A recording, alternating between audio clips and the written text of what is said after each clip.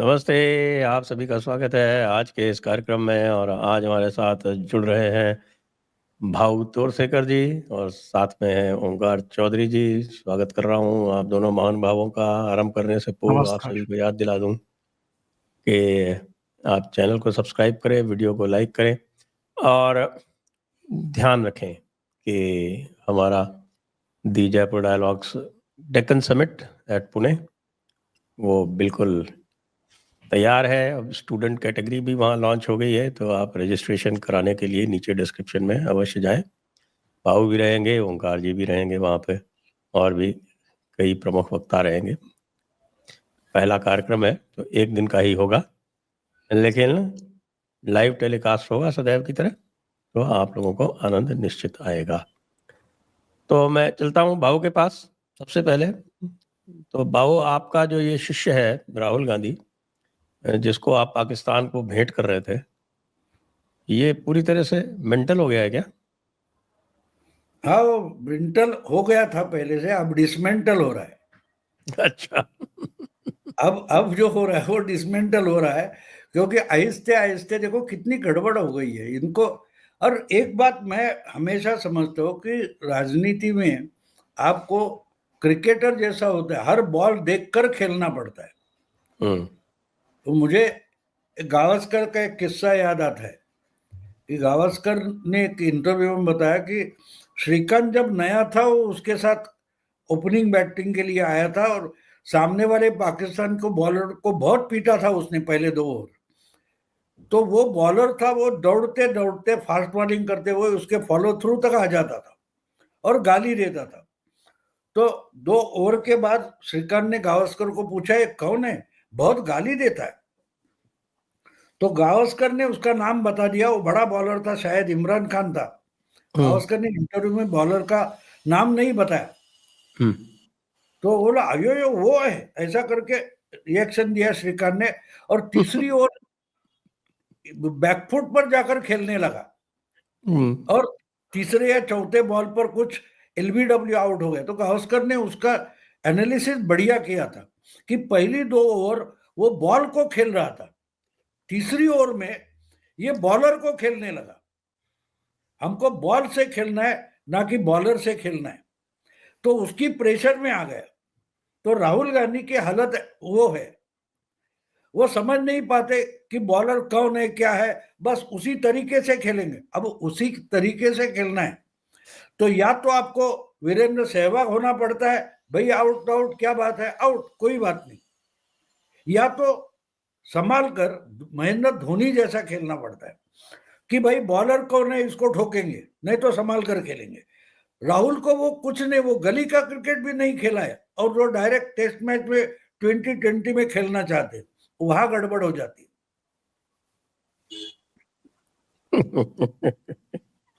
ओंकार जी, आप क्या कहेंगे?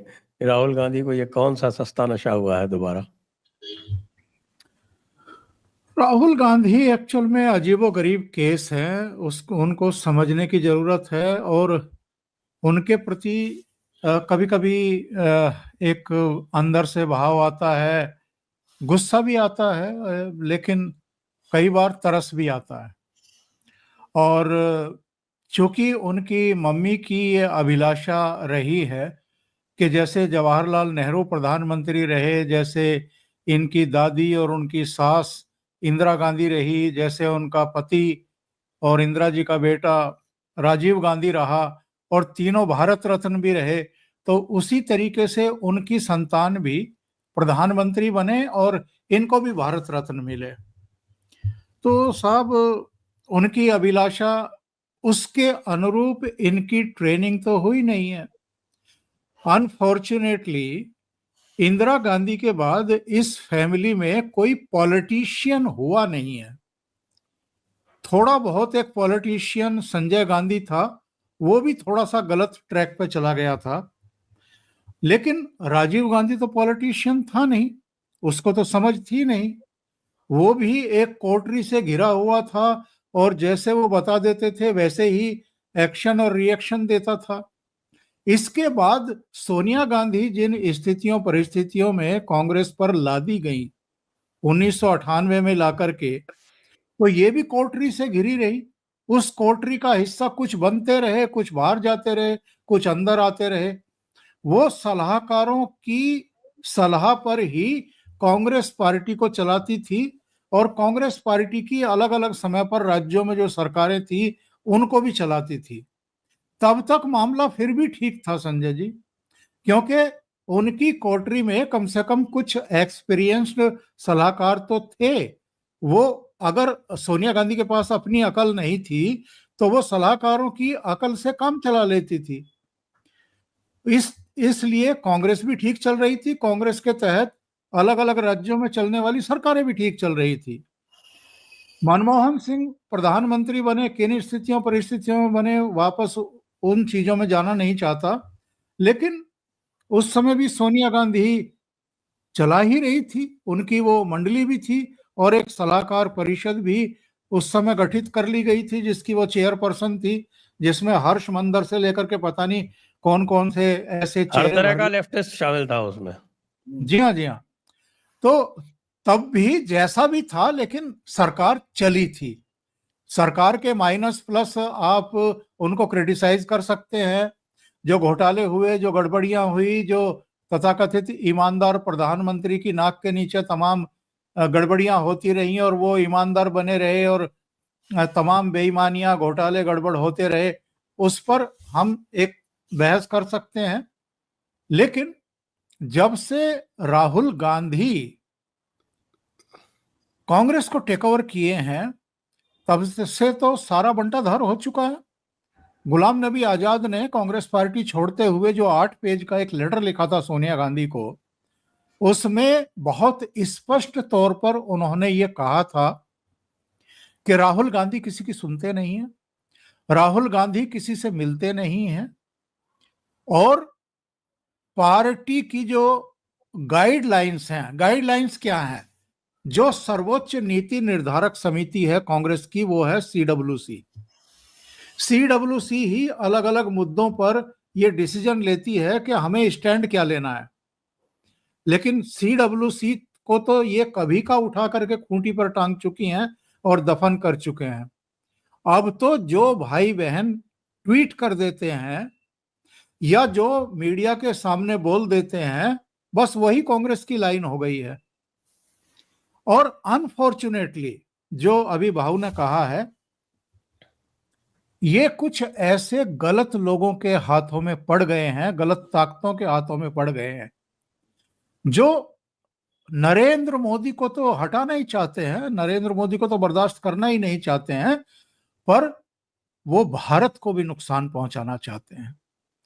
और जब आप नादानी में, नासमझी में, प्रॉपर ट्रेनिंग ना होने की वजह से गलत हाथों में पड़ जाते हैं और आपको लगता है कि ये शॉर्टकट है, इससे मैं अपनी मंजिल तक जल्दी पहुंच जाऊंगा, तब आप ऐसी ही गलतियां करते हैं जैसी इस समय कर रहे हैं।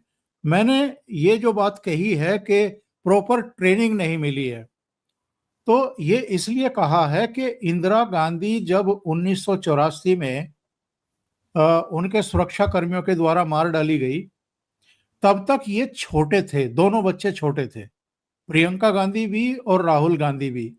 तो ये इंदिरा गांधी से क्या उस समय तक सीख लेते, और तब तक इंदिरा गांधी ने भी नहीं सोचा होगा, इनके माता पिता राजीव गांधी और सोनिया गांधी ने भी नहीं सोचा होगा कि आगे चल करके कांग्रेस इनको संभालनी है, या आगे जाकर के सोनिया गांधी, जो राजीव गांधी के भी राजनीति में आने का विरोध कर रही थी इंदिरा गांधी की हत्या के बाद, उनको क्या पता था कि वो खुद कांग्रेस पार्टी को लीड करेंगी और फिर उनकी संतानें भी आगे जाकर के कांग्रेस को लीड करेंगी। तो भविष्य का तो किसी को पता नहीं होता है। तो राजीव गांधी को भी समझ नहीं थी, जब राजीव गांधी प्रधानमंत्री बने, प्रधानमंत्री पद से हट भी गए, नेता विपक्ष भी रहे, और उनके बाद श्री पेरमदूर में लिट्टे के आतंकवादियों ने उनको भी मार डाला, तब तक भी ये लोग प्रॉपर ट्रेनिंग नहीं ले पाए राजनीति की, और समझ तो है ही नहीं, ना राजनीति की, ना समाज की, ना संस्कृति की, ना जो दूसरे एस्पेक्ट्स हैं, ना हमारे देश के भूगोल की, ना ही इतिहास की। इवन कई बार तो लगता है जब ये बोलते हैं कि इनको 1947 से बाद के घटनाक्रम की भी कोई जानकारी नहीं है, कोई जानकारी नहीं है। तो प्रॉपर ट्रेनिंग ना होने का नतीजा है जो कुछ आज ये देश भी भोग रहा है और हम और आप लोग भी भोग रहे हैं। जी जी भाऊ, तो ये बताएं कि इस समय कंपटीशन चल रहा है, क्योंकि वो जो इंडी गठबंधन था वो तो लगता है टूट गया है, और राहुल गांधी और केजरीवाल में कंपटीशन चल रहा है। तो इस कंपटीशन में किसके जीतने की आपके आसार लगते हैं ज्यादा? नहीं, राहुल गांधी जीतने के लिए कभी चुनाव में उतरते ही नहीं। किसी भी लड़ाई में उनको जीतने से कोई मतलब होता ही नहीं। वो अपनी मजे में रहते हैं। और आपने जो बोला, मतलब ओमकार जी ने जो बोला, वो अब इंडी अलायंस जो है ना, वो लेफ्टिस्ट और बाप्टिस्ट ऐसे हो गया है। लेफ्टिस्ट और बैप्टिस्ट। लेफ्ट और बाप्टिस्ट यानी क्रिश्चियनिटी का एक जो पंथ है, बाप्टिस्ट जिसको बोलते हैं, और वो और इनका मिलकर जो मेलजोल हो रहा है। और जो अच्छी बात ओमकार जी ने बताई कि जब तक अहमद पटेल थे, फिर अपने गुलाम नबी आजाद थे, कैप्टन शर्मा थे, और ये वोरा थे, नटवर सिंह थे, नटवर सिंह थे। नटवर सिंह थे, लेकिन नटवर सिंह भी दूर थे, ये नजदीकी होते थे, और ये जी कुछ हाँ। ना कुछ समझाते थे। और दूसरी बात होती है कि समझाने वाला बहुत समझा सकता है, लेकिन समझने की कोशिश ही होनी चाहिए। अब बात ये होती है ना कि राहुल गांधी के बारे में हम बोलेंगे तो क्या होता है कि इनको एक टीचर समझो अपॉइंट किया जाता है कि भाई संजय दीक्षित जी, इनको जरा मैथमेटिक्स सिखाओ। तो आए ही नहीं टीचर जी, दीक्षित जी आए भी नहीं, उसके पहले राहुल गांधी उनको मैथमेटिक्स सिखाना शुरू कर देते। अब ये इनका प्रॉब्लम है। उनका प्रॉब्लम हमें समझना चाहिए। वो किससे सीखना नहीं चाहते, वो अपने टीचर को भी सिखाना चाहते। तो अब करेंगे तो क्या करेंगे? कोई बहुत लोग सलाह दे सकते हैं, लेकिन सलाह भी दे तो सुनने वाला। देखो, मुझे याद है 2017 में जब अमरिंदर सिंह ने पंजाब के चुनाव, विधानसभा चुनाव के लिए प्रशांत किशोर को हायर किया था, तो ये बात देखकर इन्होंने बोला चलो यूपी में भी तुम मत, एक साथ चुनाव होने वाला था, यूपी, पंजाब, तमिलनाडु वगैरह ऐसा एक साथ चुनाव था। तो इन्होंने बोला कि लाओ, हमको भी चाहिए, क्योंकि 2012 के चुनाव में इन्होंने दिग्विजय सिंह के उनके गुरु थे। तो अगर 2014 में 71 सीट से प्राइम मिनिस्टरशिप का रास्ता खुल जाता है, तो अकेली के बलबूते पर हमको जीतना है यूपी, तो प्रशांत किशोर को। तो मैंने उस वक्त ब्लॉग लिखता था मैं, और मैंने ब्लॉग पर लिखा था कि ये प्रशांत किशोर की आत्महत्या है। प्रशांत किशोर का जो टेक्निक है, जो सब चुनाव के बारे में, वो टेक्निक एक बात पर निर्भर करता है कि जो कैंडिडेट रेस में है उसको प्रशांत किशोर जिता सकता है। अब 35% वाला कोई स्टूडेंट आपके कोटा में आ जाए तो वो नीट व क्या बोलते हैं यूपीएससी वगैरह क्रैक नहीं कर सकता। उसको कम से कम 90% आना ही चाहिए, तब जाके वो कोटा में जाकर कुछ कोचिंग ले सकता है। तो राहुल गांधी के लिए प्रशांत किशोर ने खड़ा होना, तो ये उसकी आत्महत्या है, वो खुद की बदनामी करके लेने वाला है, ये तो मैंने बोल दिया था। तो बात ये थी कि जो इंसान प्रशांत किशोर को मिट्टी में मिला सकता है, वो कांग्रेस की हालत क्या कर देगा, ये आप सोचो। आप जो बोल रहे कि सलाह देने वाले होते वगैरह वगैरह होते, मैं मानता हूं, लेकिन सलाह सुनने वाला भी, मुझे याद है मैंने उस ब्लॉग में लिखा था कि भाई ठीक है, जब उन्होंने नीतीश कुमार को मदद करने की कोशिश की, तो नीतीश कुमार को उन्होंने कहा था कि जीतन राम मांझी को हटाओ, तुम मुख्यमंत्री बन जाओ, लालू के साथ चले जाओ। नीतीश मानता था, मोदी जी के साथ थे, मोदी जी भी उसकी कुछ बातें मानते थे। प्रशांत क्यों, इसलिए आप तो हंस पड़े, मैं बोला कि टीचर आ गए तो टीचर को ही मैथमेटिक्स सिखाना शुरू कर देते, जो टीचर मैथमेटिक्स सिखाने आया है। तो राहुल गांधी की समस्या जो है वो हमें समझनी चाहिए, उनको कोई सिखा नहीं सकता। बीच में मेरा ख्याल है कहीं इंटरव्यू मैंने प्रशांत किशोर का सुना देखा वीडियो पर, वो बोले उनको क्या, वो तो सर्वज्ञानी है, ऐसा प्रशांत किशोर बोला है। तो वो अनुभव से बोल रहा है, वो अनुभव से बोल रहा है कि इनको कोई समझा नहीं सकता। तो राहुल गांधी का जो प्रॉब्लम है वो कांग्रेस का प्रॉब्लम है, और राहुल गांधी ही कांग्रेस का प्रॉब्लम है।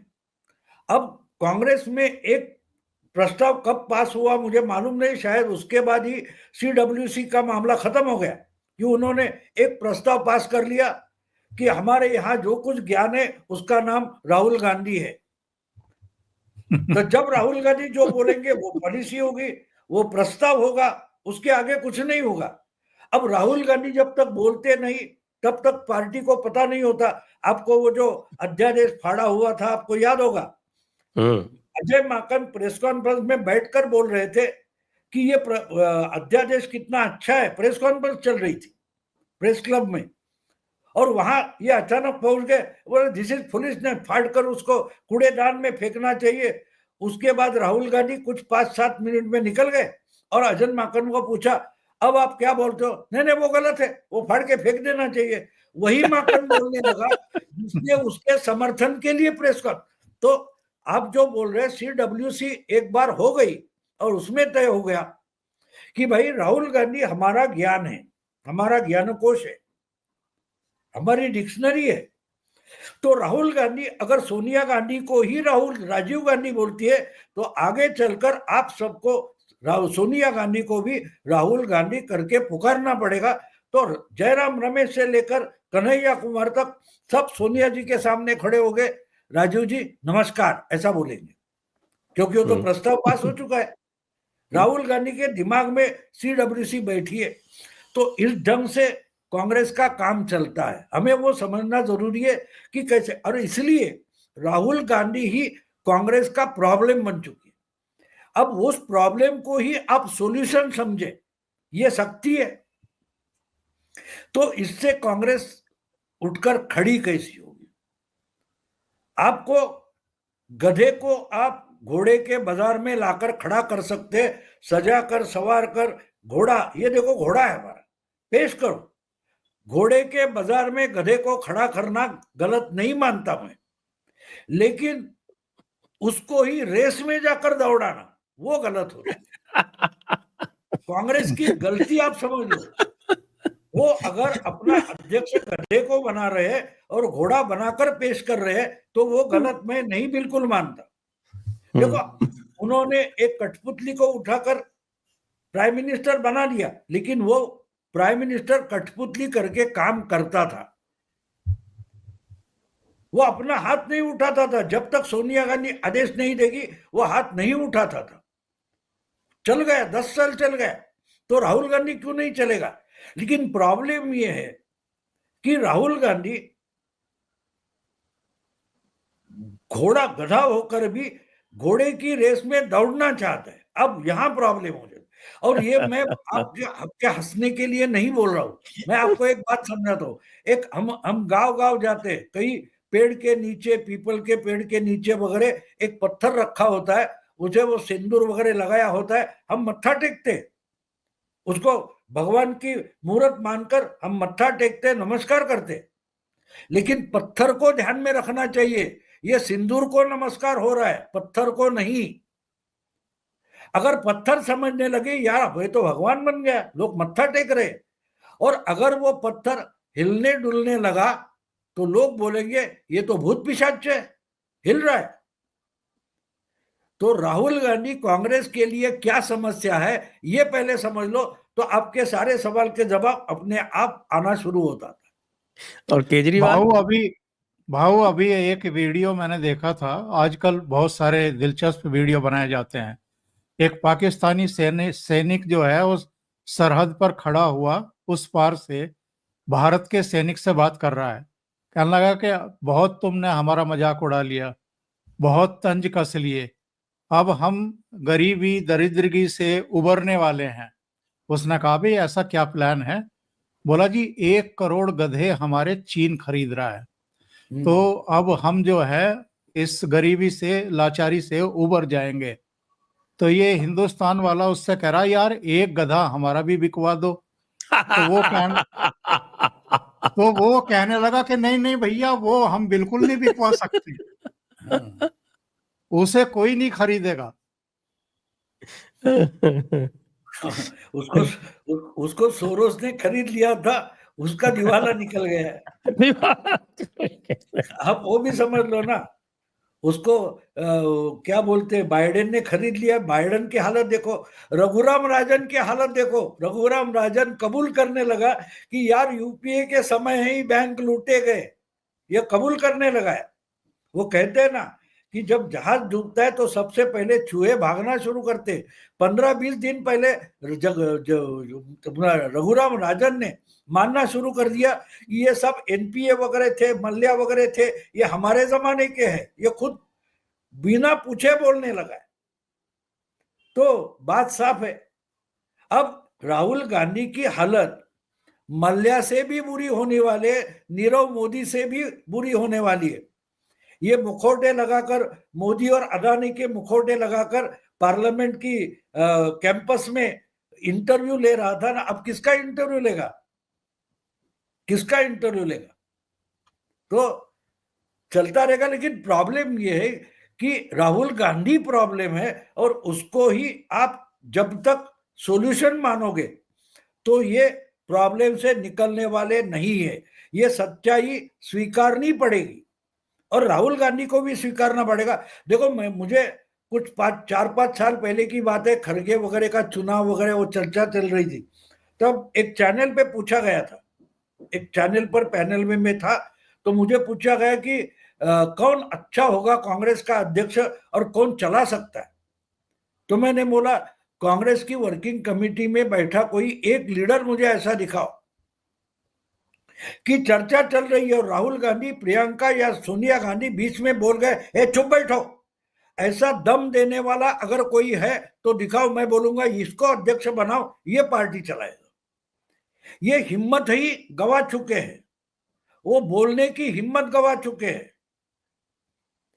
तो इसमें से कोई भी पार्टी नहीं चला सकता, उसको बाहर से आना पड़ेगा, बाहर से आना पड़ेगा। तो और कांग्रेस केजरीवाल के बारे में आपका क्या विचार है? हाँ, केजरीवाल के बारे में क्या विचार है आपका? ये केजरीवाल और राहुल गांधी में भी लड़ाई होने वाली है दिल्ली इलेक्शन में, तो इसमें कौन विजयी आपको दिख रहा है? नहीं, वो दोनों हारने वाले हैं। मेरा तो अंदाजा ये है कि राहुल गांधी, केजरीवाल अपने चुनाव क्षेत्र में भी शायद हारेगा। और लोग देखो, एक होता है, लोग इंतजार करते, बहुत इंतजार करते। हमारे देश के लोग बहुत सहनशील है, बहुत पेशेंट है।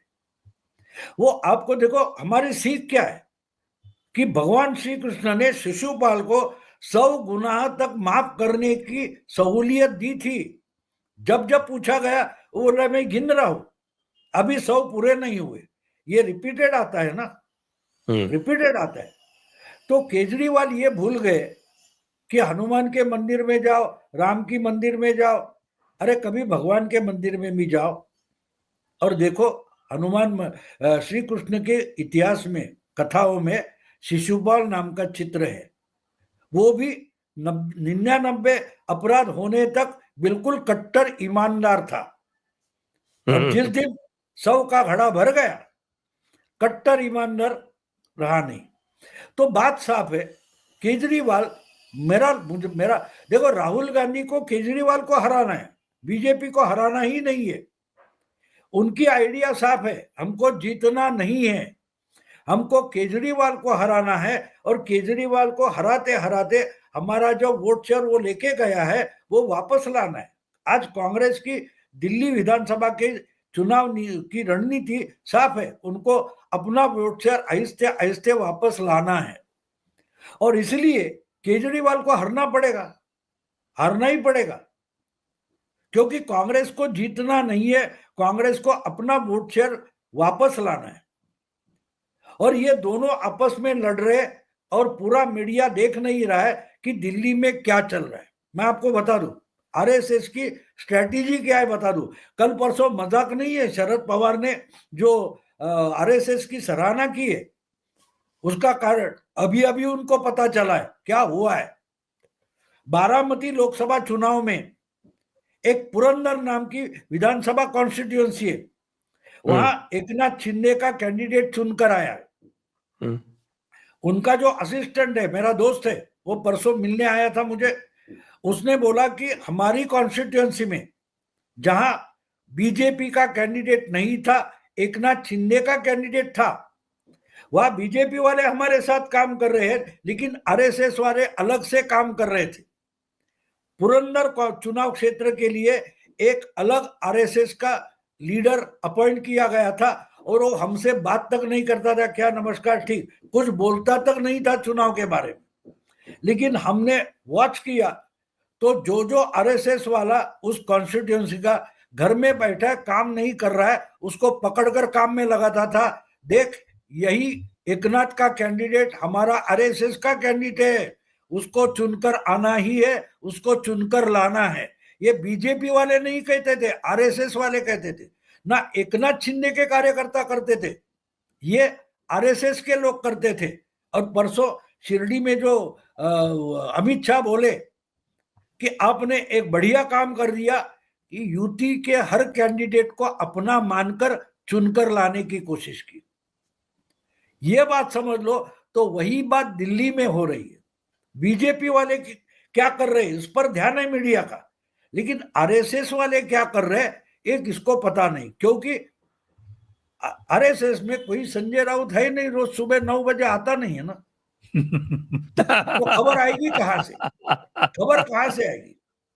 अब देखिए आरएसएस की टारगेट क्या है दिल्ली में। आरएसएस की टारगेट देखो, भूल जाओ राहुल गांधी, केजरीवाल वगैरह वगैरह, केजरीवाल को भी पता नहीं है। बीजेपी का आरएसएस का टारगेट ये है कि लोकसभा में हम 52, 53, 54 तक पहुंच जाते परसेंटेज में, विधानसभा में 35 से 38 पर आकर अटक जाते, तो हमारा 15, 16, 17% निकल जाता है विधानसभा में, जो तीसरी बार हमारे पास आया अबव 50। तो ये जो विधानसभा में 12 से लेकर 16% तक घटता है, उसमें से 8 से 10% रोकने की कोशिश करेंगे। है जो 38% वो तो आने वाला है, 36% आने वाला है, लेकिन लोकसभा में हमारे पास आता है और बाद में चला जाता है, उसमें से 8 या 10% रोकने की पूरी ताकत लगाई जाएगी। और उसमें से 7 या 8% बच गया तो केजरीवाल 52% से डायरेक्टली कहा आता है 45%।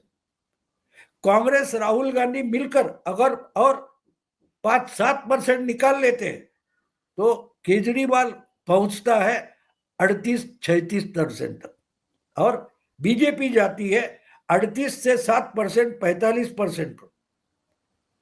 तो मेजॉरिटी यानी कम से कम 45 से 50 सीटें जीत कर लाना ये टारगेट है। 45 से ऊपर होगा बोनस है। अब इसका पता तक जिनको नहीं, वो केजरीवाल हो या राहुल हो, हाँ वो बीजेपी से लड़ रहे, लेकिन असली लड़ाई जो है, फ्रंटल लड़ाई जिसको बोलते हैं, वोटिंग बूथ पर चुनाव की असली फ्रंटल लड़ाई जो होती है वो बूथ पर होती है। और बूथ पर बीजेपी नहीं लड़ रही है, बूथ पर आरएसएस लड़ रही है। और ये जो स्ट्रेटेजी महाराष्ट्र में जिन्होंने बनाई और 6-7% का वोटिंग परसेंटेज बढ़ाया, वो शपथ विधि होने तक भी महाराष्ट्र में नहीं रुके थे। वो 23 तारीख को काउंटिंग हो गया, 23 नवंबर को, 25 नवंबर को वो लोग मुंबई से निकलकर दिल्ली चले गए। तो 23 नवंबर से आज तक की तारीख दिन कितने हुए गिनो। वहां से वो आरएसएस के लोग जिन्होंने महाराष्ट्र में चमत्कार किया वो दिल्ली पहुंच चुके हैं, काम कर रहे हैं, लेकिन उनकी एक भी खबर मीडिया में नहीं है। हम भी यहां बैठे चर्चा राहुल गांधी केजरीवाल की कर रहे, शायद विधोड़ी की भी करेंगे, अलका लांबा की करेंगे, नुपुर शर्मा की करेंगे, लेकिन आरएसएस की नहीं करेंगे। हम चर्चा मोदी की करते हैं, डोभाल की नहीं करते। असली खिलाड़ी तो डोभाल होता है। तो इसलिए केजरीवाल का क्या होगा, जो होना है वो दे दो। सवाल 45 सीटें जीतनी है और उसके आगे जितना होगा बोनस होगा। तो आप ही सोचो केजरीवाल का क्या होगा, राहुल का क्या होगा, संदीप दीक्षित का क्या होगा। शायद संदीप दीक्षित को चुनकर लाया जाएगा और आरएसएस की मदद से जिताया जाएगा। इससे ज्यादा मत बुलवाओ। ये तो बड़ा रहस्योद्घाटन है। क्या कहते हैं आप ओंकार जी? देखिए, मैं पहले भी कह चुका और आपके ही चैनल पर कहा, मैंने अपने प्रोग्राम में भी कहा, भारतीय जनता पार्टी के इस समय अपने 14 चीफ मिनिस्टर हैं और 7 स्टेट ऐसे हैं जहां उनके सहयोगी दलों की सरकारें हैं और चीफ मिनिस्टर हैं। एक लद्दाख को भी लगा लो तो 22 स्टेट ऐसे हैं जहां डायरेक्ट इनडायरेक्ट वे में भारतीय जनता पार्टी की सत्ता है। हिंदुस्तान का भी नक्शा जब हम देखते हैं इलेक्शन का, तो पूरा भगवा में घिरा हुआ नक्शा दिखाई दे रहा है। ऐसे में एक ये छोटा सा पार्ट दिल्ली, जो आधा अधूरा राज्य है, बस इसका महत्व इसलिए है कि ये देश की राजधानी भी है और इसका महत्व शायद इसलिए भी है कि पिछले 27 साल से भारतीय जनता पार्टी की यहां सरकार नहीं बन पाई। पहले 15 साल कांग्रेस की सरकार रही शीला दीक्षित के नेतृत्व में, और उसके बाद फिर ये अरविंद केजरीवाल लगातार चीफ मिनिस्टर बने हुए हैं। कहने का आशय ये है कि जो दिल्ली लोकसभा चुनाव में 3 बार से 2014, 2019, 2024 सातों की सातों सीटें नरेंद्र मोदी की झोली में डाल रही हैं, ये वैसे ही है जैसे वो पुल बन रहा था और एक गिलहरी जो है वो लेट लेट करके और समुद्र में रेता छोड़ रही थी कि मेरा भी कुछ कंट्रीब्यूशन है आपको प्रधानमंत्री बनाने में, आपके पुल बनाने में। तो दिल्ली का वैसा ही कंट्रीब्यूशन है, 7 ही सीटें हैं, लेकिन सातों की सातों नरेंद्र मोदी को मिल तो रही हैं। भारतीय जनता पार्टी के लिए दिल्ली में राज्य सरकार होना या नहीं होना उतना फर्क नहीं पड़ता है जितना खुद दिल्ली के नागरिकों के लिए इसका फर्क पड़ना चाहिए। 2014 से नरेंद्र मोदी प्रधानमंत्री हैं और 2013 के 14 के इनके भाषण उठा करके देखिए। खास तौर से जब ये दिल्ली में भाषण दे रहे थे लोकसभा चुनाव में, तब इन्होंने कहा था कि इस दिल्ली को विश्व स्तरीय क्यों नहीं बनाया जा सकता है। ये जो गंदगी है, ये जो नाले बह रहे हैं, ये जो यमुना प्रदूषित है, ये जो पोल्यूशन की समस्या हर सर्दी के शुरू होते ही आ जाती है, पेयजल संकट की आ जाती है और बिजली की भी दिक्कत है, और सड़कें हों या इसका लुक हो, ओवरऑल दुनिया भर के देशों की जो राजधानियां होती हैं वो इतनी लकदक और बिल्कुल एकदम स्मार्ट सिटी की तरह है, तो वैसा दिल्ली को क्यों नहीं बनाया जा सकता है। तो ये बात अगर दिल्ली वाले लोगों की समझ में नहीं आ रही है तो इसमें गलती किसकी है? इसमें नरेंद्र मोदी की गलती है या भारतीय जनता पार्टी की गलती है या दिल्ली की उस लालची जनता की ये गलती है जो छोटे छोटे लालच में कि साहब 200 यूनिट तक बिजली फ्री मिल रही है, पानी फ्री मिल रहा है, बस में हमारी घर की लेडीज फ्री में घूम रही हैं, इसी तरह के जो छोटे छोटे लालच दे करके दिल्ली को बर्बाद करवाया गया है। तो ये मौका है, इस समय मौका है जब आप देख रहे हो कि वो जो अपने आप को कट्टर ईमानदार कह रहा था, जो इस देश की राजनीति बदलने के लिए आया था, जो अपने बच्चों के सिर की कसम खा रहा था, ना भारतीय जनता पार्टी से समर्थन लूंगा ना दूंगा, ना कांग्रेस को समर्थन दूंगा ना लूंगा, उसने वो काम भी किया। उसने 54 करोड़ का शीश महल भी खड़ा कर लिया। वो अब लंबी चौड़ी गाड़ी में भी चलता है, वो सिक्योरिटी में भी चलता है, वो दुनिया भर के झूठ बोलता है। और अगले 5 साल में यमुना को साफ कर दूंगा, घाटों पर बैठ करके परिवार के साथ आप मजे लिया करेंगे शाम को। अब कौन से मजे ले रहे हैं? इन्हीं की सहयोगी स्वाति मालीवाल अलग अलग कॉन्स्टिट्यूंसी में जाकर के गंदगी के, कीचड़ के और उस सब के जो है दीदार करवा रही हैं पूरे देश को। तो ये एक एक्चुअल में या तो समझ की कमी है या छोटे छोटे लालच हैं। और एक पॉपुलेशन अभी भी दिल्ली में ऐसी है, मैं ये स्वीकार करके चलता हूं, कि जिनकी जिंदगी में ये छोटे छोटे लालच, ये छोटी छोटी रियायतें भी मायने रखती है। मुझे लगता है कि इसी चक्कर में वो लगातार एक गलत आदमी को सत्ता सौंपते आ रहे हैं। अब इनकी शिनाख्त हो गई है, इनकी पहचान हो गई है, पूरा जो एक इकोसिस्टम इनके साथ लगा रहता था, अब काउंटर में भारतीय जनता पार्टी ने भी अपना एक इकोसिस्टम तैयार किया है।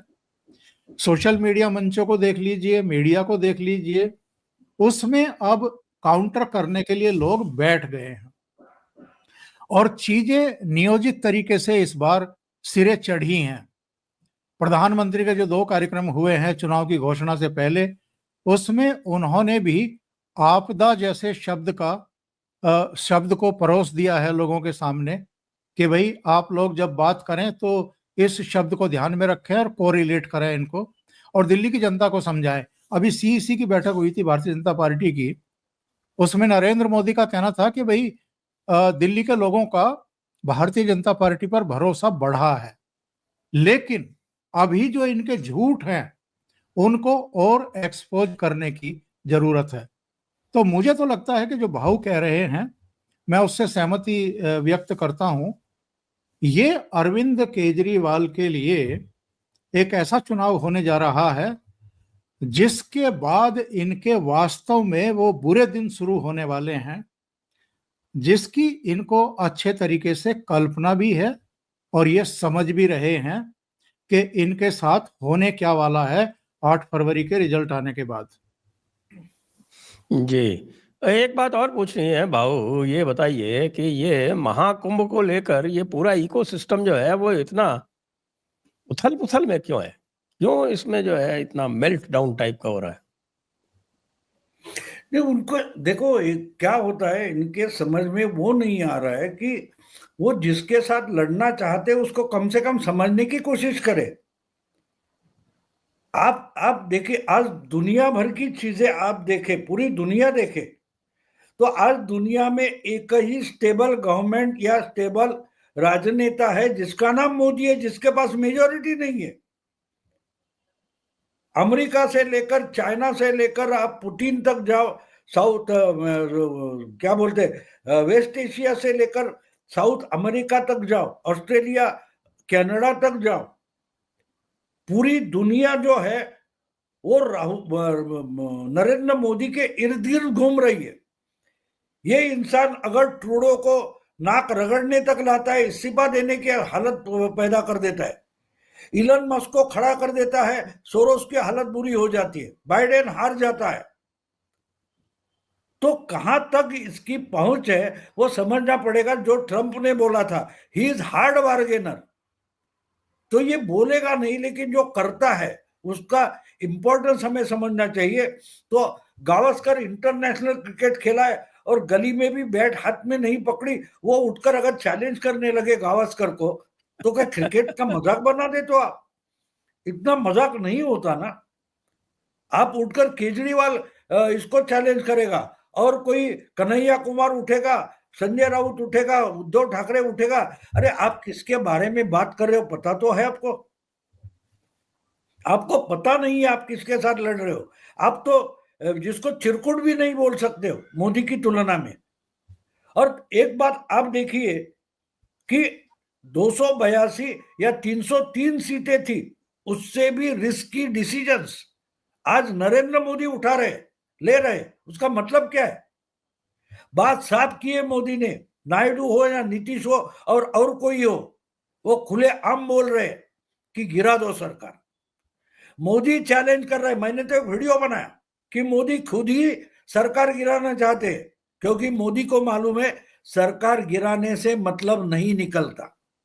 आप सरकार गिराओगे तो सरकार बनानी भी पड़ती है, और आप नहीं बना पाओगे तो मिड टर्म पोल आ जाएगा, और मिड टर्म पोल आ जाता है तो क्या कांग्रेस 99 सीटें फिर से जीत पाएगी? क्या अखिलेश यादव फिर से 37 सीटें लोकसभा में चुनकर ला सकते हैं? मिड टर्म पोल होता है तो क्या होगा ये सोचो। तो मिड टर्म पोल के लिए सरकार गिरानी चाहिए, और इसलिए खुद मोदी को इंटरेस्ट है। इसलिए जो सबसे क्या बोलते हैं हम, जुआ बोलते हैं, वक्त खो, one election one nation one election, CRC कानूनी किसान कानून, वो सब लेके क्यों आ रहे? मोदी चाहते हैं कि सरकार गिराई जाए, और अगर मोदी अगर सरकार गिराना चाहते तो ये सारे के सारे लेफ्ट और ये इतने बौखला गए कि इनको समझ में नहीं आ रहा है कि कुंभ में जाए या ना जाए, डुबकी मारे ना मारे, कुंभ के बारे में क्या पॉलिसी ली जाए इसका पता नहीं हो रहा है। क्योंकि दुनिया भर कुंभ के बारे में जो क्यूरियोसिटी पैदा हो गई है, 2 दिन से हम खबरें देख रहे हैं ना कि पाकिस्तान हो, सऊदी हो, वहां से ज्यादा गूगल किया जा रहा है कुंभ के बारे में।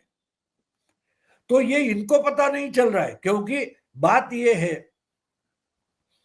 कि जहां से इस्लाम शुरू हो गया, वो अबू धाबी हो, सऊदी अरेबिया हो, मक्का मदीना हो, वो लोग भी खुद को इस्लामी मानने से इनकार कर रहे हैं। वो बोल रहे हैं कि एमबीएस बोलता है कि हमारी आइडेंटिटी अरब है, इस्लामी है, हमारी आइडेंटिटी नहीं है।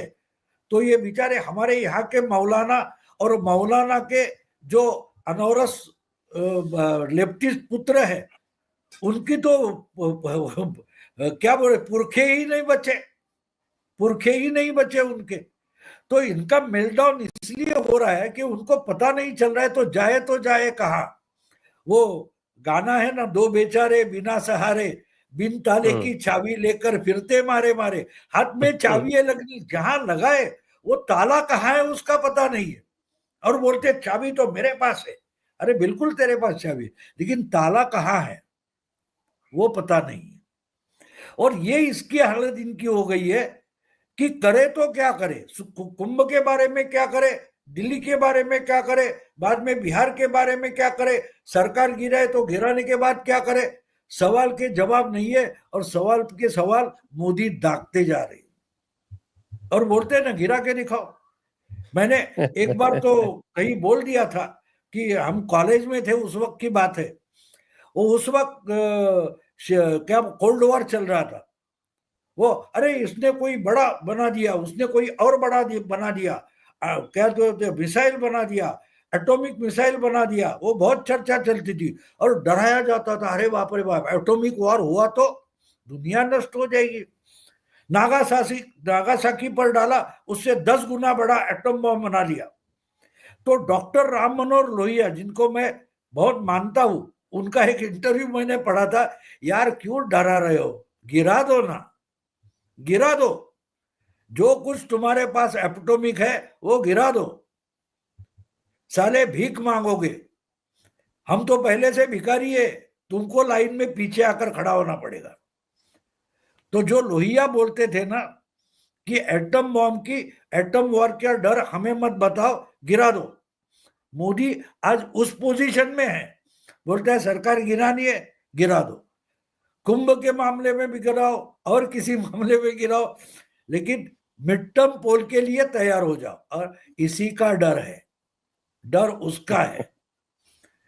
तो मोदी रहे अच्छा है, लंगड़ा बन के रहे तो अच्छा है ना, कम से कम नीतीश नायडू बोल के डरा तो सकते हैं, गिरा नहीं सकते, डरा तो सकते हैं। और फिर से मिड टर्म पोल हो जाए और ये 350 के पार हो गए, शायद 400 पार हो जाए, तो क्या करेंगे? भाऊ इसमें एक बात जोड़ता हूं मैं। देखो नीतीश जो है वो फिर से दौड़ा इधर ही आ गया, नरेंद्र मोदी के पास ही आ गया। और आंध्र प्रदेश में जब 2019 में लोकसभा चुनाव के साथ चुनाव होने वाले थे, तो ये नायडू ने पलटी मारी थी और ये रोज दिल्ली आता था और राहुल गांधी और सोनिया गांधी को नई नई शॉल ओढ़ाता था। 2019 में क्या हुआ था उसका, और नीतीश को भी पता है कि वो लालू के और कांग्रेस के साथ चला गया तो उसका क्या होने वाला है। और नायडू अब कभी नहीं जाएगा। नायडू को पता है कि कहाँ शांति है और कहाँ अशांति है। इनके आप अपने बिल्कुल लोग। सही बोल रहे हो, आप बिल्कुल सही बोल रहे हो, क्योंकि वो नायडू जानता है कि बीजेपी के पास पार्टी में नायडू के लिए अल्टरनेटिव नहीं है। लेकिन आंध्र की राजनीति में उनके सामने वो क्या बोलते हैं उसका नाम, कल्याण, क्या बोलते हैं, पवन कल्याण, वो एकनाथ शिंदे लाकर खड़ा कर दिया ना उधर, तो नायडू जानता है क्या होगा। तो ये समझना जरूरी होता है। देखो फैक्ट्स होते हैं, लेकिन कहाँ का गेम कहाँ घूम सकता है, तो ये खेलने के लिए। दूसरी बात एक होती है ना कि जो आपके आशुतोष है या और कोई लोग है, उनको खेलने के लिए भी कुछ खिलौना रखना चाहिए ना। तो मोदी जी ये खिलौना रखते हैं, हाँ हाँ नीतीश को डरते हैं, वो दिखाना भी पड़ता है ना। तो बच्चों को आप खेल में रखो तो मेल डाउन आसान हो जाता है। तो ये तो बताए भाऊ कि ये उद्धव ठाकरे जो है, ये संजय राउत को साथ में लेके या अलग से महाकुंभ में स्नान करने जाएंगे या नहीं जाएंगे? क्या मालूम है जाएंगे। वो देखो, वो स्नान करने से कोई मतलब नहीं होता, क्योंकि इनको अब पता चल गया कि अपना तो बोरिया बस्तर लपेटना बाकी है। क्योंकि अब लास्ट होप उनका जो है वो बीएमसी पर है, और बीएमसी हाथ से निकल गई। मैं ये नहीं मानता कि बीएमसी की सत्ता उद्धव को चाहिए। उद्धव इतना ही चाहता है कि बीएमसी में कम से कम 50-60 अगर उनके कारपोरेटर हो गए तो आवाज उठाने की जगह रहेगी। लेकिन उनको 50-60 कारपोरेटर चुनकर लाना भी आसान नहीं लग रहा है, क्योंकि जो कुछ उनके पास बचे हैं वो भी रुकने के लिए राजी नहीं है, निकले जा रहे। और इसके कुंभ में डुबकी लगाना वगैरह ये ब्रेकिंग न्यूज के लिए अच्छी होती, उससे कुछ नहीं होने वाला। क्योंकि इनको होप था कि कुछ भी करके वापस चले जाएंगे। लेकिन जिस ढंग से आरएसएस ने जो हमारे अमित शाह बोले कि भाई आपने मित्र दलों के उम्मीदवार को भी अपना मानकर चुनकर लाया, तो इससे जो मैथमेटिक्स चाहिए था विधानसभा में, वो 2 महीने पहले तय किया था कि भाई मेजॉरिटी नहीं मिलेगी तो भी जो मित्र दल है वो चैलेंज नहीं कर पाएंगे। यहां आकर 232 का मतलब क्या है? 232 तो है, लेकिन मित्र दलों में और 17 एमएलए है, और 17 एमएलए बीजेपी के हैं। हमारे एकनाथ शिंदे के मुर्जी पटेल अंधेरी इससे चुनकर आए हुए, वो तो चुनाव का अर्जी भरने के एक दिन पहले तक बीजेपी थे। ऐसे बहुत सारे हैं, बहुत सारे। तो जिस ढंग का आंकड़ा चाहिए था वो लाया गया है, और वही यूपी में भी होगा, अपना दिल्ली में भी होगा। और उद्धव ठाकरे जानते हैं कि अगर बीएमसी हाथ से गई तो कुछ बचेगा नहीं, क्योंकि शिवसेना ये अकेली संगठन, अकेली पार्टी ऐसी है जो मुंबई में बनी तो असेंबली या पार्लियामेंट्री चुनाव क्षेत्र के कारण नहीं बनी, वार्ड के कारण बनी। इसका मुख्यालय भी नहीं था 10 साल। 75 में इसका मुख्यालय बना, लेकिन उसके पहले शिवसेना हर वार्ड में थी। वार्ड में शाखा का छोटा छोटा ऑफिस होता था। अगर वार्ड का ऑफिस भी नहीं बचेगा तो शिवसेना नहीं बचेगी, उद्धव नहीं बचेंगे। उद्धव जानते हैं, और इसलिए वो बौखलाए, डरे हुए हैं कि अब सर्वाइवल कैसे। और अब बहुत सारे लोग हैं जो चाहते दिशा सालियन और सुशांत सिंह राजपूत का मामला लेकर इनको जेल में डाल दे। नहीं, वहां से रिवाइवल शुरू हो जाता है। वो रिवाइवल नहीं करना है। देखो शतरंज का जो बिछात होती है उस पर राजा को मारा नहीं जाता, राजा को कॉर्नर किया जाता है, वो विड्रॉ कर लेता है। तो ये राजनीति शतरंज जैसे चलती है। और पवार परसों बहुत गुस्सा हो गए, तड़ी पार बोलने लगे। तो उसका कारण वो जानते हैं, उनकी जड़ें जहां बसी है वो उखाड़ने की कोशिश में अमित शाह लगे हुए हैं। अमित शाह कोऑपरेटिव मिनिस्टर है और पुणे से चुनकर आए हुए मुरली मनोहर फर्स्ट टर्म के एमपी है। उनको दिल्ली में कोऑपरेटिव का राज्य मंत्री बनाया गया है। समझ रहे हैं आप?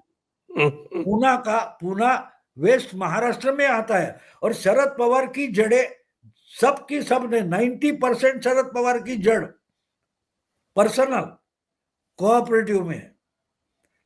तो अमित शाह बोल रहे हैं कि ये पीठ में खंजर खुपसते हैं। और अमित शाह का राज्य मंत्री कौन होता है? मुरली मनोहर। तो तड़ीपारी की याद शरद पवार को क्यों आई वो समझ लो। पहले ही जो 5 जिले हैं उसमें सिर्फ 5 एमएलए शरद पवार के बचे हैं। सातारा और कोल्हापुर 2 डिस्ट्रिक्ट में शरद पवार का एक एमएलए तक नहीं आया। तो शरद पवार हो या उद्धव ठाकरे हो, 2 बेचारे बिना सहारे, पूछ पूछ कर हारे, बिन ताले की चाबी लेकर फिरते मारे मारे। ये है राजा, वो है राणा, ये मस्ताना मैं दीवाना, दोनों मिलकर गाए गाना। लेकिन तो इसके लिए देखना पड़ता है कि 5 डिस्ट्रिक्ट में उनकी हालत क्या हो गई है। उद्धव ठाकरे की हालत क्या है? 20 में से 10 सिर्फ मुंबई के हैं, बाकी पूरे महाराष्ट्र के सिर्फ 10 एमएलए उद्धव के हैं। 10 सिर्फ मुंबई के और बाकी महाराष्ट्र सिर्फ 10। तो इनकी हालत उस गाने जैसी हो गई है। अब आपने अभी एक इंटरव्यू में बोला था कि हिंदुत्व अपनाने से पहले बाल ठाकरे जो थे वो कम्युनिस्ट बनना चाहते थे। तो उद्धव ठाकरे के पास ये तो ऑप्शन है, वो भी कम्युनिस्ट बन सकते हैं। नहीं, वो क्या बन सकते? वो कुछ भी नहीं बन सकते, वो कुछ भी नहीं बन सकते। वो जो मैंने बोला था उस इंटरव्यू में एबीपी नेटवर्क के लिए, तो वो बात ये थी कि बाला साहब का दावा ये था, वो नॉर्थ इंडियंस के खिलाफ वगैरह नहीं थे। वो मानते थे कि मुंबई का इंफ्रास्ट्रक्चर बहुत बर्डन हो रहा है, तो मुंबई में आने के लिए, रहने के लिए कुछ लिमिट होनी चाहिए। तो उस वक्त हमारे नवाकाल करके डेली है, उसके एडिटर मॉस्को जाकर आए थे सोवियत यूनियन में, और उन्होंने कुछ 8-10 एडिटोरियल लिखे थे। तो उन्होंने मॉस्को के बारे में जो लिखा था कि मॉस्को में कोई रशियन सिटीजन भी नहीं आ सकता, उसको परमिशन लेना पड़ता है, वीसा लेना पड़ता है। तो वो आइडिया बाला साहब को बहुत पसंद आई थी। उम्र ये बहुत, तो उसकी किताब एडिटोरियल की निकली थी, उसका नाम था प्रैक्टिकल सोशलिज्म। तो बाला साहब को ये आइडिया पसंद आ गई। तो कॉमरेड एस.ए. डांगे, उनके दामाद थे बानी देशपांडे, और लेफ्टिस्ट के एक पब्लिशर थे वावी भट्ट, वो दोनों 2-2.5 महीने मातोश्री पर जाकर दास कैपिटल बाला साहब को सिखा रहे थे। और उसी दरमियान यूके में रविंद्र म्हात्रे जो हमारे डिप्लोमेट थे, उनकी हत्या हो गई, जेके एलएफ वालों ने की थी। तो बाला साहब बहुत गुस्से में आ गए, बोले ये मराठी ये है लेकिन इसको हिंदू करके मारा है, तो हमको पूरे हिंदुओं को इकट्ठा होना पड़ेगा।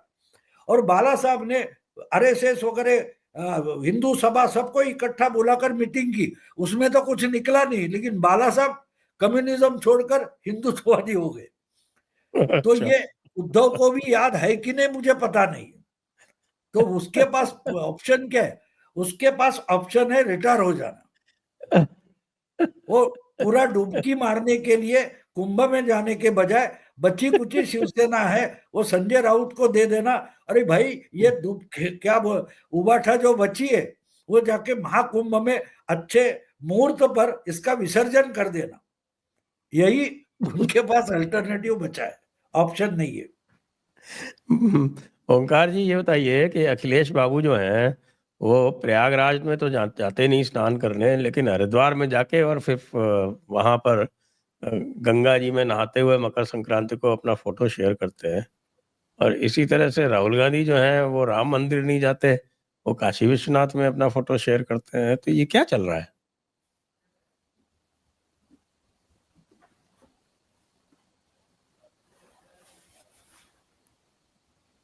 आवाज नहीं है जी, आवाज बंद है। जी जी। तो इस समय हम प्रयाग नगरी में जो दृश्य देख रहे हैं, जो आस्था का महाकुंभ उमड़ते हुए देख रहे हैं, और देश ही नहीं 60 से अधिक देशों के जो भक्त आए हैं और वहाँ आस्था की डुबकी लगा रहे हैं, ऐसा लगता है कि विचलित हो गए हैं इसको देख करके अखिलेश यादव भी और राहुल गांधी भी। और अखिलेश यादव की तो मजबूरी भी है, क्योंकि अभी मिल्कीपुर में वोट पड़ने हैं 5 फरवरी को। तो बकवास करना, ट्वीट करना, यहाँ गंदगी है, वहाँ गंदगी है, पोल तो गड़ गए हैं, उन पर अभी तार नहीं खींचे हैं, बद इंतजामिया है। एक दो महिलाएं बैठी हुई हैं, उनका एक वीडियो जो है ट्वीट कर रहे हैं। मुझे कई बार लगता है संजय जी कि ये आदमी 5 साल मुख्यमंत्री रहा है क्या वाकई उत्तर प्रदेश का? क्योंकि अगर कोई मुख्यमंत्री रह लिया है तो उसमें कम से कम कुछ तो गंभीरता आ जाती है, कुछ तो संजीदगी आ जाती है, या कुछ तो कम से कम पता होता है कि प्रशासन के स्तर पर, शासन के स्तर पर, पुलिस के स्तर पर, जिला प्रशासन के स्तर पर जो संबंधित विभाग होते हैं वो किस तरीके से वर्किंग करते हैं, और कितनी बड़ी चुनौती होती है इतने बड़े मेले का इंतजाम करना। महाकुंभ 144 साल बाद आया है, 12 किलोमीटर के दायरे में इसका विस्तार किया गया है, बहुत सारे घाट बनाए गए हैं, 56 पुलिस स्टेशन बनाए गए हैं, और वहां पर कोई कूड़ा करकट दिखाई भी नहीं देता है, उसकी भी व्यवस्था की गई है, लोगों के ठहरने की व्यवस्था की गई है, आने जाने में किसी को दिक्कत ना हो, खांसी जुकाम ना हो, उसके लिए बड़ा अस्पताल मेला क्षेत्र में बना दिया गया है, छोटे छोटे अस्पताल बना दिए गए हैं।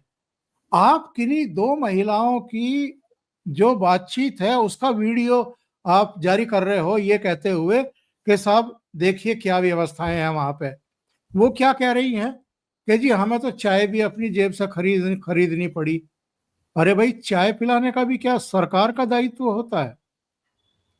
मतलब कोई अगर ना समझी में कोई ऐसी बात कह रहा है, उसका वीडियो आप साझा कर रहे हो, और कहीं 12-13 किलोमीटर दूर जाकर के गंगा के किनारे कहीं कोई मान लिया कूड़ा करकट पड़ा हुआ है, उसको लेकर के आप जारी कर रहे हो। 15 दिन पहले, 20 दिन पहले आप खाली बिजली के पोल का, तो ये एक्चुअल में कुछ नहीं है, ये इनकी कुंठा है।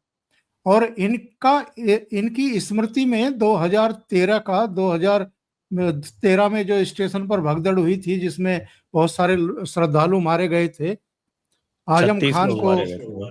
जी हाँ। तो ये सब चीजें इनके दिमाग में हैं।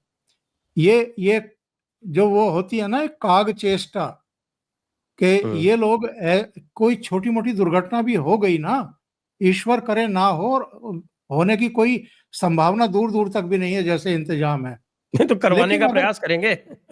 वही मैं कह रहा हूं कि अगर कोई छोटी मोटी हो भी गई ना, उसको इतना बढ़ा चढ़ा करके पेश करेंगे, अखिलेश भी, राहुल भी, पूरा इकोसिस्टम भी, वामपंथी भी, सारे टूट पड़ेंगे उस पर। अब तो सारी दुनिया कौतूहल से देख रही है जितने लोग यहाँ आ रहे हैं और जिस तरह के इंतजाम है। मैं तो फॉरेनर्स के वीडियो देख रहा था, इतनी प्रशंसा कर रहे हैं व्यवस्थाओं की कि साहब, हाँ, अभूतपूर्व है, हम सोच के ही नहीं आए थे कि ऐसी व्यवस्थाएं होंगी। तो ये वो लोग हैं, अब इनकी मजबूरी बन गई है, प्रेशर इतना ज्यादा आ गया है, वरना तो इनको जवाब देना चाहिए ना। 22 जनवरी 2024 को प्राण प्रतिष्ठा हो गई थी ना भगवान राम की प्रतिमा की, क्यों नहीं गए आज तक ये वहां पर? और जिनको ये अयोध्या का राजा बता करके प्रचारित कर रहे थे दिल्ली में पार्लियामेंट परिसर में खड़े होकर के बेशर्मी के साथ, अवधेश प्रसाद, अब अवधेश प्रसाद मिल्कीपुर सीट जरा जीत करके दिखा दें, जो वहां से खबरें आ रही हैं। वहां आज उन्होंने जारी किया है एक ट्वीट, उसमें कहा है कि साहब कि यहाँ पर देखिए जो अधिकारी लगे हुए हैं इलेक्शन से संबंधित, उसमें पीडीए वाले तो हैं ही नहीं, तो हम कैसे जीतेंगे। तो ये मजाक जो है इनको भारी पड़ेगी, मैं इसको मजाक कहता हूं, जो ये मजाक करते रहते हैं। लगता ही नहीं कि पॉलिटिशियन है और 5 साल तक मुख्यमंत्री रहे हैं। बहुत बचकानी हरकतें करते हैं। इनके सारे ट्वीट, इनके सारे बयान, इनकी सारी हरकतें यही शो करती हैं कि ये वाकई ठीक है। मुलायम सिंह यादव के विचारों से हमारी भी सहमति नहीं है, लेकिन कम से कम वो नीचे से संघर्ष करते हुए तो ऊपर तक आए थे। ये लोग तो गमलों में उगे हुए पौधे हैं। इनकी जड़ें कितनी गहरी होती हैं गमले में लगाए गए पौधे की, बस इनके आचरण से हम और आप पता लगा सकते हैं। जी, तो भाऊ से और एक ले लेते हैं कमेंट लास्ट में कि अब कौन सी तपस्या आप देख रहे हैं राहुल गांधी को करते हुए। तपस्या की परिभाषा तो उन्होंने दे ही दी है। ये तपस्या कर रहे हैं, मुझे नहीं लगता। दाढ़ी तो बढ़ी हुई नहीं है। तपस्या का मतलब दाढ़ी बढ़ाना भी पड़ता है ना। हाँ, एक तपस्या शायद हो सकती है, वो क्या बोलते हैं, खाकी पैंट और सफेद टी शर्ट, वो ईमानदारी से पहन रहे हैं। वो शायद उनका व्रत है। वो पार्टी के हेडक्वार्टर्स के उद्घाटन में शायद एक दिन उतारा था। बाकी वो हमेशा कैमरा सामना आता है तो वो खाकी पैंट लेकर ऐसे खड़े हो जाते हैं। तो जो थंबनेल के लिए फोटो बनाए जाते हैं यूट्यूबर्स के, उस ढंग से वो हमेशा खड़े रहते हैं। तपस्या क्या करेगा उसके लिए? देखो, तपस्या जो होती है उसके लिए आपको कंसंट्रेशन की, एकाग्रता की जरूरत होती है। राहुल गांधी की चंचलता, ये क्या बोलते हैं उसको, मक्खी होती है उसके। 1 मिनट में जाकर संडास पर बैठ जाएगी, दूसरे उड़ के बर्फी पर बैठ जाएगी। अपन कहाँ बैठ रहे हो, कहाँ गंदगी ला रहे हो, कहाँ गंदगी फैला रहे हो, इसका भी दिमाग जिसको नहीं होता, उस ढंग से सोचने वाला इंसान तपस्या नहीं कर सकता। उसके लिए बहुत एकाग्रता होना जरूरी होता है। अब लोकसभा चुनाव से अभी 6-7 महीने हो, ये 6-7 महीने में कितने मुद्दे उठाए? किसी एक मुद्दे पर आदमी डटकर खड़ा नहीं रहा। जातीय जनगणना है ना। हाँ, जातीय जनगणना है ना। नहीं, वो बीच बीच में आता रहता है। वो बच्चे खेलते हैं तो 4 दिन इस खिलौने से खेलते हैं, 8 दिन उस खिलौने से खेलते हैं। तो जाति गणना की बात होती रहेगी, बीच में अदानी भी आ जाएगा, लेकिन एक मुद्दे पर डटकर खड़ा रहना, वो लेकर लोगों के पास जाना। हमारा देवेंद्र फडणवीस को देखो या हमारे एकनाथ शिंदे को देखो, लाड़की बहना को लेकर वो खड़े रहेगा, डटकर खड़े रहे। उसके खिलाफ गए कुछ उद्धव ठाकरे वगैरह, उसके खिलाफ कांग्रेस वाले कोर्ट तक गए, लेकिन वो उस मुद्दे पर डटकर खड़े रहे। और चुनाव के नतीजे आने के बाद भी अपप्रचार चल रहा है। तो आज ही मैंने देखा, जो महिला मिनिस्टर है उसने क्लियर कर दिया, नहीं बहुत जल्दी 26 तारीख के पहले पैसे मिल जाएंगे, इस महीने के भी। तो उस मुद्दे पर खड़ा रहना पड़ता है, डटकर खड़ा रह। आप हिमाचल में जाकर बोलोगे खटाखट खटाखट खटाखट और बाद में भूल जाओगे। कर्नाटक में जाकर खटाखट, अभी 2 दिन ठहरो, दिल्ली में शुरू हो जाएगा खटाखट खटाखट खट। 8 तारीख के बाद आपके खाते में खटाखट शुरू हो जाएगा, वो बोलने वाले। तो इसको तपस्या नहीं बोलते। तपस्या में एक बात होगा, जो कुछ आप नाम जप करते हो वो पकड़ के रखना पड़ता है। देखिए, राहुल गांधी ने तपस्या की परिभाषा दी है और उन्होंने कहना है कि शरीर में गर्मी लाने को तपस्या कहते हैं, जिसके लिए वो वियतनाम और थाईलैंड जाते हैं। ऐसा उन्होंने कहा है। हाँ, ऐसा कहा पार्लियामेंट में खड़े होकर के कहा है, पार्लियामेंट में कहा है। अब तपस्या का मतलब अगर गर्मी होगा तो शरीर में गर्मी पैदा करने को तपस्या, शरीर में गर्मी पैदा करने को तपस्या कहते हैं। हाँ, वो तो अच्छा होता नहीं कि नेपाल या तो नॉर्थ कोरिया चले जाते, किंग जोंग इनका बड़ा स्वागत करता, वो तो सबसे बड़ा तपस्वी है। अभी सबसे बड़ा तपस्वी है। अभी वियतनाम तपस्या करने गए थे। हाँ, उसके पास जाकर शायद अच्छी दीक्षा वगैरह लेते। वो गर्मी क्या, वो सूरज भी निकाल कर दिखाता तपस्या से, सूरज को रुकवा देता।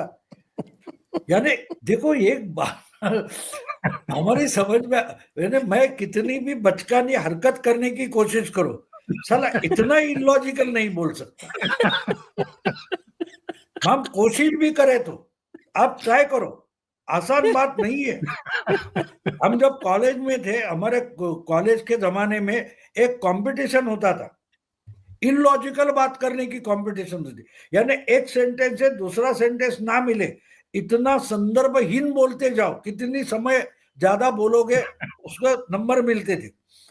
तो हमने भी उसमें ट्राई किया है, बहुत सारे लोग, लेकिन अजीब बात होती, राहुल गांधी होते तो उसमें ओलंपिक जीत लाते। तपस्या में गर्मी होती है, अब क्या बोले बोले।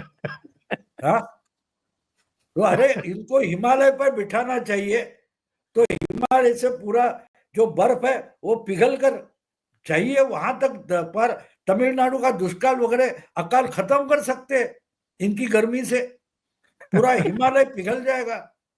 हाँ, आर्टिक में, अंटार्कटिका में जाकर रख देते हैं। और मुझे तो पसंद तपस्या नहीं, मुझे राहुल गांधी का कॉन्फिडेंस बहुत पसंद आता, जो बता इतनी कॉन्फिडेंटली वो बात करते हैं कि कल रात को मैं जा रहा था, ऐसा सूरज निकला था कि दोपहर 12 बजे भी गर्मी कम थी, इतनी गर्मी पैदा हो गई रात को 12 बजे, ऐसे भी बोल सकते हैं और बड़ी कॉन्फिडेंस से बोल सकते हैं। और यहां से खुद सूरज ने, मानो कर्ण जैसा, अभी कर्ण देखो, मैं लॉजिक में आ गया कि सूरज का पुत्र कर्ण है, मैं उल्टा भी नहीं बोल पाया, तो राहुल गांधी होना मुश्किल है। तो कर्ण के जगह अर्जुन बोल सकता था, लेकिन कर्ण बोल गया, तो राहुल गांधी होना इतनी आसान बात नहीं है, आसान बात नहीं। तो देखते क्या होता है, तपस्या तो जारी रखनी चाहिए। वो तपस्या जो है ना, वो कांग्रेस को डुबाने की है, कितनी जल्दी डुबा सकते हैं वो देखेंगे। भाऊ, कुरुक्षेत्र में प्रेस कॉन्फ्रेंस में इन्होंने ये कहा था, पूछा था पत्रकारों से कि क्या पांडवों ने जीएसटी लगाया था। हाँ, बिल्कुल बोला था, बिल्कुल बोला था। पांडव, उन्होंने और क्या बोला था कि उन्होंने नोटबंदी नहीं की थी।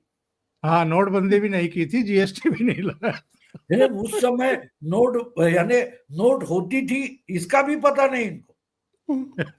वो बोले, मैंने उस पर बोला है ना कि ये घटोत्कच है, आधुनिक कुरान में ये घटोत्कच है। वो घटोत्कच गिर गया तो कौरव की सेना ऐसे ही मर गई, लेकिन कहाँ गिरना है वो बताने वाला भगवान श्री कृष्ण था। इनके पास कोई कृष्ण है ही नहीं, इसलिए ये अपने ही पार्टी पर गिरते हैं और पार्टी वालों को मार देते। और इस पर मैंने किताब भी लिखी है, 21वीं सदी का घटोत्कच, मराठी में। उस पर मैंने, क्योंकि घटोत्कच को एक वरदान था, वो चाहिए उतना अकराल विकराल हो सकता था, और जितना तो कृष्ण ने देखा कि ये इसको बहुत भारी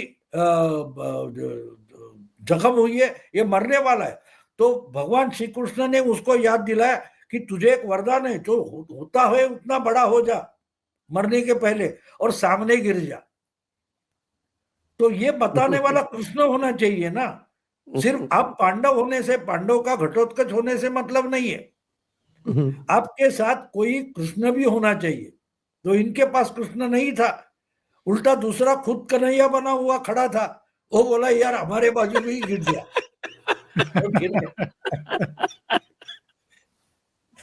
ये आज की चर्चा को अब यहीं पर विराम देते बाबू ने आज बहुत अच्छे अच्छे जो है प्रसंग सुना दिए, तो अब यहीं पर इसको विराम देते हैं। सभी दर्शकों को बहुत बहुत धन्यवाद, बाबू को बहुत बहुत धन्यवाद, ओंकार जी को बहुत बहुत धन्यवाद। जय हिंद, जय भारत, वंदे मातरम। जय हिंद, वंदे मातरम। जय।